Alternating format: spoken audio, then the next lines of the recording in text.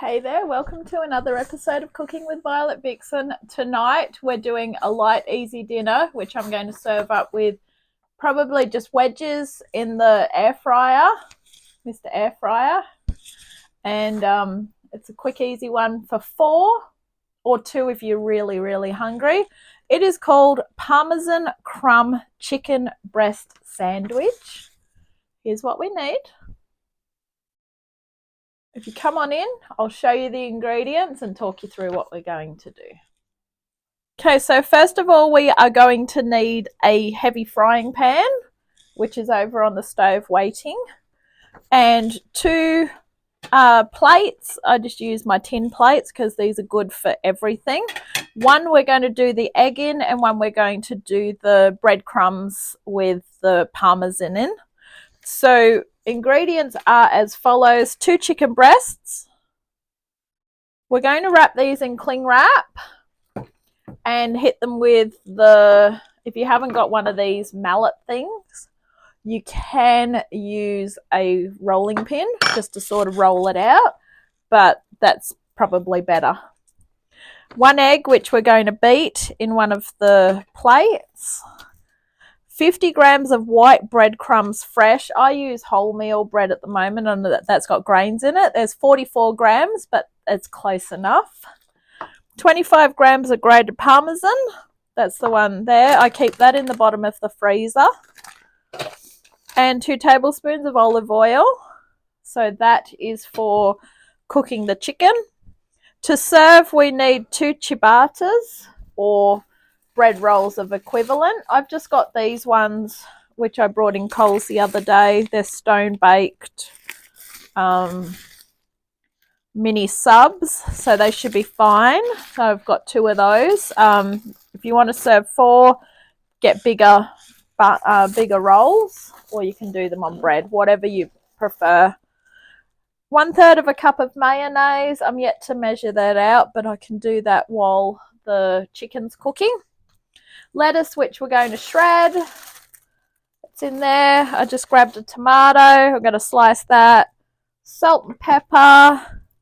And it's safe to serve with lemon wedges. I'm not really going to put lemon wedges on my sandwich. So now that you know what we need, we're going to get going. So first step is to grab 2 bits of cling wrap. Well, actually, first step is to just shove some things over to the back that we don't need. We'll just put those over there. Parmesan and breadcrumbs can go there for a moment. So when you go to do this, you want cling wrap. I'm going to just pop a piece there, and I'm going to grab 1 chicken breast out.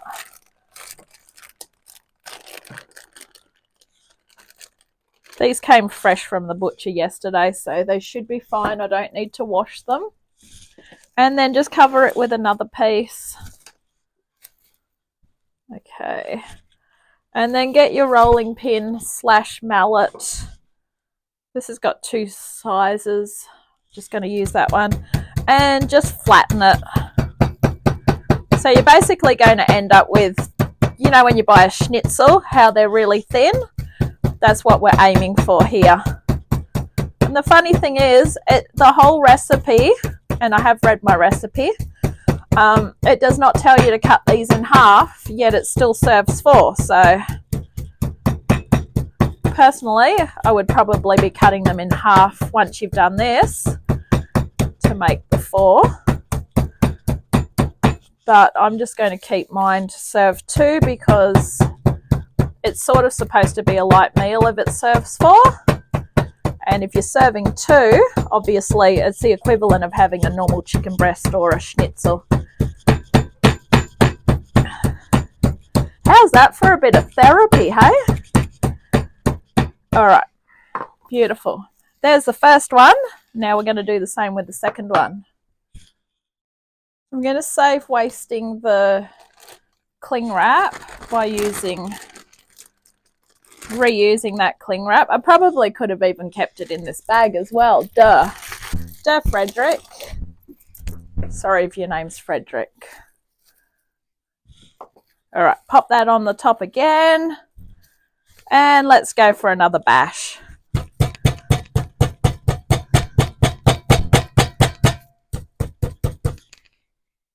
Okay, so apparently I wasn't supposed to flatten them as much as I did, but that was therapeutic and fun, so I enjoyed it.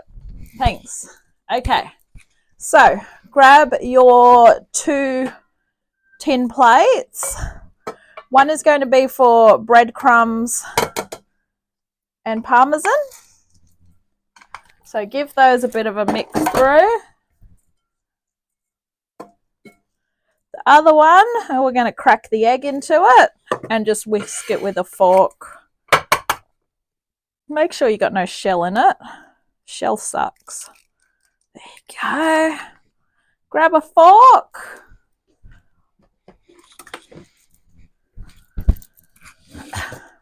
Okay. Well, it's pretty much done all the work itself. Look at that. Okay.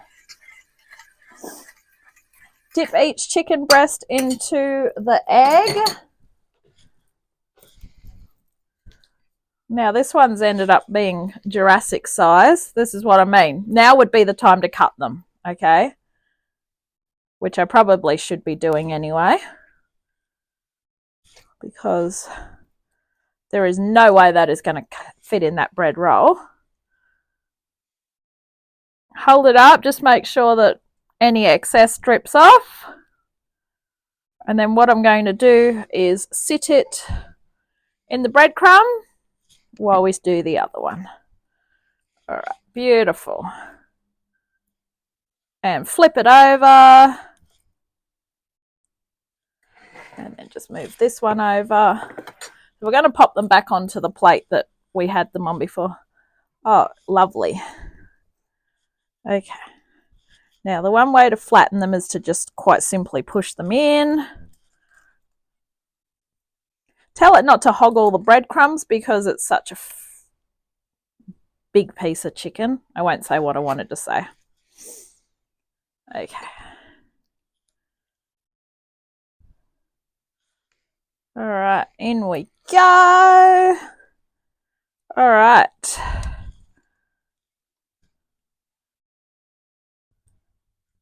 That extra 6 grams of breadcrumbs may have come in handy. Just so you know, that was 2 pieces of bread that I used. Who knew? Some of it's not very breadcrumby. All right. Let's go over to the stove top. Oh, we want our cooking spray. I didn't tell you to get cooking spray. My very bads. I'm a big fan of cooking spray because I'm the washer-upperer.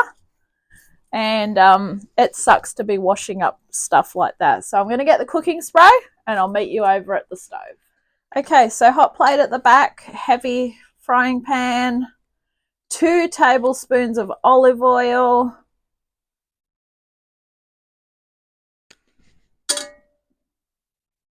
All right, click it on high and let's bring these babies over. Come on, schnitties. I'm calling them schnitties because they technically are. All right. On goes number 1. As I say, feel free to cut these in half before you get to this stage. All right, so we are cooking over a gentle heat for 10 to 12 minutes, turning the chicken once until cooked through and coating is golden. Please be aware, chicken does have to be cooked through, otherwise you're going to end up sick. So what I'm going to do is pop a timer on for about 7 minutes. Once it starts to sizzle, then I'm going to turn the temperature down. And while that's going on, we'll get the salad ready and the bread rolls. So let's go back over the other side. Use the eyes in the back of your head because we're multitasking. Okay, so I've just turned the temperature down on the frying pan. And we have got our Coles Bakery bread rolls, which I'm only going to need one for today and one for the next time I have this, which is in a couple of days for lunch, where I can at least warm it up at work. All right, so these are a fairly hardish sort of bread roll, so I'm going to want to toast this. I'm going to cut it this way. I've got my toaster over there, so I will toast mine. I'm always a bit funny about some breads. They really sit on my stomach, or in my throat, I should say. But that one is sort of similar to the Turkish pied bread that I love, so it should be okay. But because it feels a bit firm, I'm going to toast that when we're nearly ready to serve it up. So I don't really want to measure out the mayonnaise, because while I'm at work I can use mayonnaise there as well. So we're basically just going to spread it with mayonnaise and then just put some lettuce and tomato on it and salt and pepper. So I'm just going to cut the tomato up because I will need that anyway. And I'm going to cut the lettuce up, or take a few leaves off the lettuce. So keep the eyes in the back of your head watching the chicken, because you don't want to burn it. And yeah, I'll see you soon when we're ready to flip. So I've just popped wedges in the air fryer for 20 minutes. So while that's going on, I've just flipped over the chicken breast, and I've popped the timer on for another 10 minutes, because we are cooking it at a low temperature, but we've got to make sure it's cooked right through. So in the meantime, I can't toast this because the way I've set the air fryer up, the toaster's all slanty. So all I can do really now while I'm waiting is grab some lettuce, some tomato, a plate, and wash up. So I'll see you soon. Okay, so the chicken breast took a lot longer than I wanted it to, but you have to be careful with chicken breast, so that's all fine. I've toasted the bread roll in the little toaster. I've cut 3 slices of tomato. So I'm going to spread both sides of this with mayo. If you're not a fan of mayo, you can use aioli or whatever you like. And the chicken just didn't seem to want to cook, so I just turned it up high. All the crumbs come off, but it looks like it's cooked. So at the end of the day, I'm not worried about the fact that it hasn't got a crumb on it. I'm worried about it's not going to get, that it's cooked right through. So put your lettuce on the bottom. Put your tomato on top. And I'm going to bring over one of the chicken breast fillets and just slice it. And then pop it on top. The other one I'm going to wrap up in foil and take that for lunch. That will be a very good lunch. All right, let's get a knife. So, as I said, if you're serving 4 and you want a light meal, you would just go like that. So what I'm going to actually do is cut mine into strips. And it is cooked through, which is good, because I lifted it off the heat but left it in the frying pan, so it was still cooking. So I'm going to only use 2 strips, 2 on the side. So sort of think of them as like your chicken strips that you'd get from your fast food restaurants. Pop salt and pepper on top to taste.